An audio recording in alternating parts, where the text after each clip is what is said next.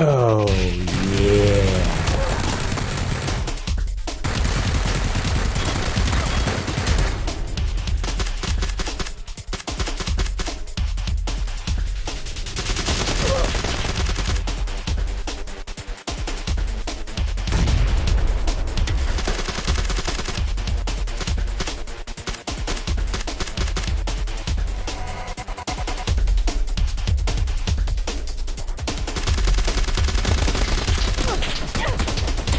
God! I am Batman. I mean, average sniper. What's up, guys? Average Sniper here, bringing you another PlayerUnknown's Battlegrounds video. Okay, pause. You see this guy right here? The yellow tracksuit douche? I want you to remember this guy. I'm not gonna tell you why, I just want you to remember him, okay? Get that image in your head and keep it there. Cool. So in today's video, I want to talk to you guys about tactics and Type B controls on Xbox One. If anybody doesn't know what Type B controls are, that means instead of single tapping the left trigger to aim down sights, you hold the left trigger to aim down sights like the majority of shooters on console. I have always used Type A. And you might be like, why have you always used Type A? That's so weird, you know, because the Xbox community basically just got all upset and butthurt when you couldn't hold the left trigger down to aim down sights in this game. So on like the second patch that came out, I think it was the second patch, they gave you the ability to do that by adding the Type B controls. I've always been a Type A guy because I come from PC and I'm very used to single clicking the aim button on the mouse to aim down sights. So this was a big change for me. I do a lot of soft aiming, which is the third person aiming.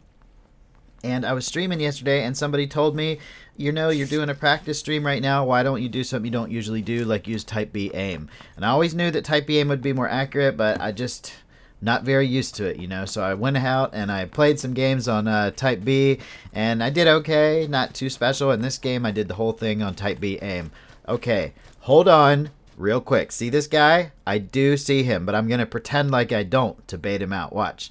I'm going to act like I don't. I'm going to stand here, turn around. This guy comes around the corner and is totally unprepared. He thought he was going to be chasing me, but he got mowed down. That's the first tactic I want to talk to you about, is making the enemy think that you do not see them, okay? Making the enemy think that you do not see them. That is incredibly important to do. If you see an enemy that already sees you and you're like running past him or something like that and there's nowhere to take cover, sometimes it's best to just keep going and then just stop and just aim and wait for the guy, because you know he's most likely, like 9 times out of 10, if he thinks that you haven't seen him, he's gonna follow you. I use that tactic all the time, especially with people that are window peeking. If I see them in the window, instead of stopping and shooting, I mean, unless they're an immediate threat, if they're already shooting at me, you know that I'm gonna do something. But if they're just watching me go past, I'll just kind of like, oh yeah, I don't see you, bud, I don't see you, I'll keep going, Okay, guys, I want you to pay real close attention to the sound here. Pay very close attention. Did you hear that? Let me play it for you again. Did you hear it that time? It sounds like a really low thud. I'm going to play it 3 more times with the audio getting slightly higher each time so you can hear what I heard.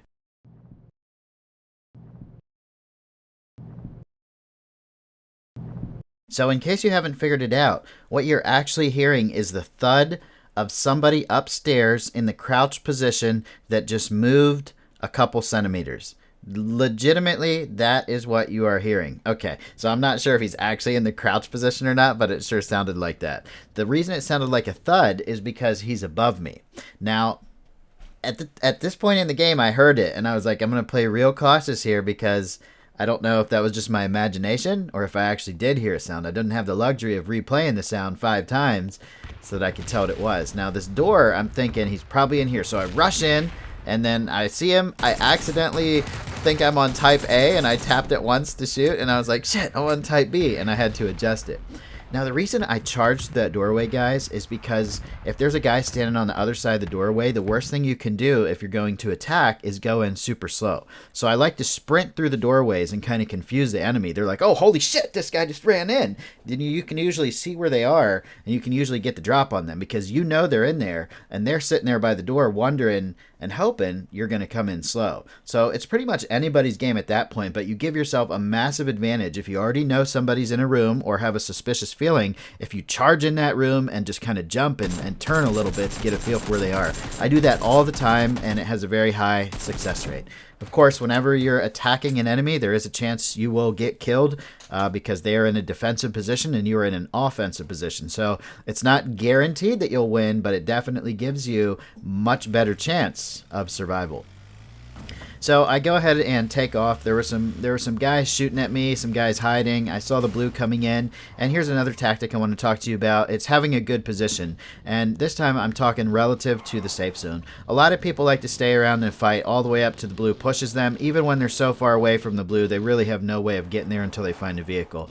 I'm the opposite way. I will leave a gunfight if I see the blue coming in, and I will just basically get out of there and try to get into a better position. Now, I pulled my buggy up here. The blue's coming in a minute. I see this guy running for the buggy, so I decided to take him out.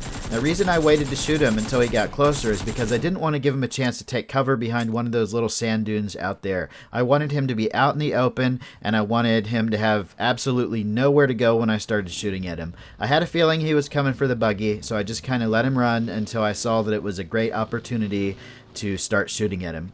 Next tactic I want to talk to you about is basically a sniper tactic. So I parked my buggy on this rock and then I moved to the next rock. You never want to stay close to where you park your car because people will actually look for you there. Always move a little bit further away from it, especially if you plan to get back in it if you need to make a quick escape from the blue. Now, there are some people fighting out here. I heard gunshots everywhere, but I had been keeping my eye on a guy down there. And I'll tell you where he is. There he is. You can see him. He's right down there to the 200. He stops to shoot somebody, and he gets a Car 98 shot right to the head. That's my favorite thing to do with sniper rifles is wait till somebody's in a vulnerable position, and you can take a perfect headshot.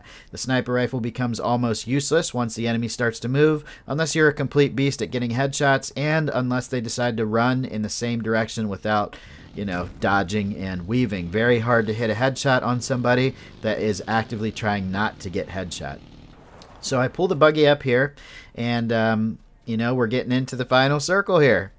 8 people left, 7 total. Now right here, I'm going to show you guys something. And I hope you remember, because at the beginning of the video, I'm pretty sure that I told you guys to remember the guy in the yellow tracksuit. Now, a scientific analysis has shown that these two people are one and the same. If you watch the images on the screen, you can see he got a little more looted up, but it's the same douchebag from the beginning that we had to leave, that we had to run away from because we didn't have any ammo left. So this is my revenge on this guy for making me run away from the gunfight. He is gone. Isn't that crazy? We met him at the beginning of the game and then again at the end of the game. And it's a female character, and I'm saying him. I know that because I'm pretty sure that 99% of the female characters in this game are dudes, just like mine. Why do I play as a female character? Well, do you want to play in third-person mode and stare at a dude's ass all day? Okay. Conversation over. That's it. That's the reason why. It's not a smaller hitbox. It's not anything like that. So that's not a tactic. That's just personal preference. Okay, so there's only one guy left in a 1v1. I skipped the part where I ran out and looted those 2 guys I killed. I got a level 3 vest, highly damaged, and a level 3 helmet, full health. I wanted to go into the final circle with a level 3 helmet. I did hear gunshots coming from over here. I'm on these Type B controls, and I've gotten some good kills with it, but I'm still feeling like I'm not 100% in my element with having to hold the left trigger down to ADS. So I'm kind of looking for this guy. I don't want to sit in camp because he could be anywhere. I find him here. I should have taken my time here and just lined up, a good headshot, but instead I full autoed the guy in the chest, hoping it would bounce up and pop him in the head, but it kind of went everywhere. So now I'm like, shit, but I don't want to give the guy a chance to heal up, so I want to be kind of aggressive and push him. Right here, it looks like he just might have done a first aid kit or something, so I'm like, okay, he might have more health than I think. So I don't want to be too aggressive and just run straight into him. This is the final circle, and we're sitting right here in the blue, but I do have to move, and so does he within a minute. So I decided to start chucking grenades. Very good tactic in the final match. Make them move by throwing grenades, or hopefully one of the grenades just kills them. Make sure you cook them the right time, and then go. He was throwing grenades too, but he must have not had a chance to heal, or that grenade hurt him really bad because he was basically dead. Hey, I hope you guys enjoyed this video. Go ahead and leave a like if you did, and subscribe if you'd like to see more content. I'll see you guys on the next video or the next live stream. Later, everybody.